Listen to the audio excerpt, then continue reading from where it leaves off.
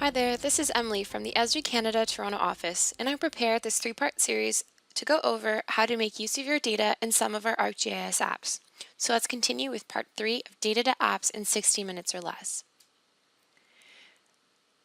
We've been following this workflow throughout the series. Part 1 was all about getting your layers ready. Part 2, we went over how to prepare your web map to be used within an app. So if you haven't watched part 1 and 2 and are interested in the workflow, please pause this video and take a peek at part 1 and 2. Links are in the description. Part 3 will focus on the ArcGIS apps within which your maps can be used.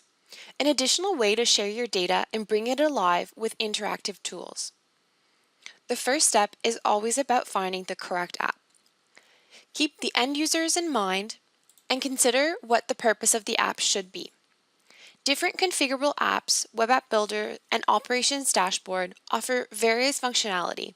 In my case, I want to display a large amount of data, showcase a map alongside graphs and charts to visualize trends and patterns. When I designed my dashboard, the best first step was to come up with a list of questions that I want the end user to answer at a glance.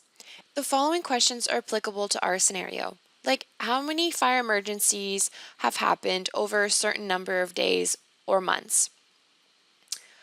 How about what kind of emergencies are the fire response teams responding to? Or where are fire emergencies happening? And what fire stations are responding and how long is it taking them? So let's take a look at how this dashboard has been configured and continue configuring some of its elements.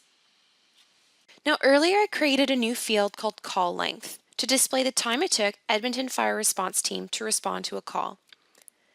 As promised, I'll add a gauge element and populate it with that new field. As a first step, I need to select the layer within my web map that will be referenced by this new element. Gauge elements are used to display a single metric within a quantitative context, and it's defined by a minimum and a maximum value. On average, calls by fire response services don't last more than 5 hours, so I'm going to change that maximum value from 100 to 5. Helping me along the way as I configure my elements is a preview screen. As I can see right now, the default is set to a progress gauge, so I'd like to set that to a meter gauge instead. And then to contextualize the element, I'll add the appropriate title. Average call length in hours. Do a few more style editing, and we're done. In the upper left corner of every element, you'll find a small drop-down menu. This menu will first allow you to drag and drop the elements in your desired location and adjust its size. If needed to go back to the configuring options, I can go to the Configure button from that blue drop-down menu.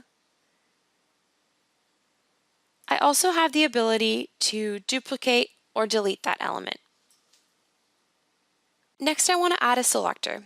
These can be added to either the header panel or the side panel, and they fall under 3 categories: date, category, or number selector.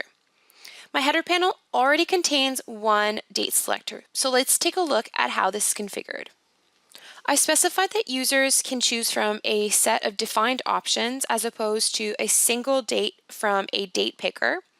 The display type has been set to button bar as opposed to a drop-down menu. And then in terms of every single one of these buttons, they've been configured accordingly. 1 hour, I've set it to is within the last 1 hour. And here I have a few different options. So I choose from one of these. They interact with the information in my attribute table, and I can select within days, hours, minutes, or seconds, depending on how my dates in my attribute table are saved. From here, I'll start configuring the new category selector. I'll be displaying group values from the fire response history layer. The category field that I'll be working with is called weekday. And I will add a label to say day of the week. As you can see in the preview, that drop-down menu has every day of the week. I'd like to add a none option. That way, users of the dashboard don't need to make a selection. So none, I'll make sure to change that label to all instead. And we're good. Now, if I interact with this new drop-down menu, I make this selection, but nothing really happens in my dashboard. So this is where actions become important. And they're really the coolest thing about dashboards. Elements that support actions will have an action tab within its configuration window. I'll add an action so that every time a specific day of the week is selected, the indicator, the list, the charts, and the gauge will react by filtering out the information according to the selection made. I'll make sure to save these changes, and let's see it in action. If I select to display only calls that happen on Friday, my dashboard reacts accordingly. As I mentioned, there are so many different ways to share your data and maps depending on your needs. I've been able to use this same map within multiple ArcGIS apps. Here's one that I created using Web App Builder. I have the fire response map that I created in part 2 of this series. I've added it within Web App Builder. I've configured some widgets so end users can perform analysis, make queries, and work with the data in the map. If it was more appropriate to create a story map, I've also embedded that same map within a Cascade template story map. I've got images, a little bit of text, and here I have that same web map that's ready to be shared with a wider audience.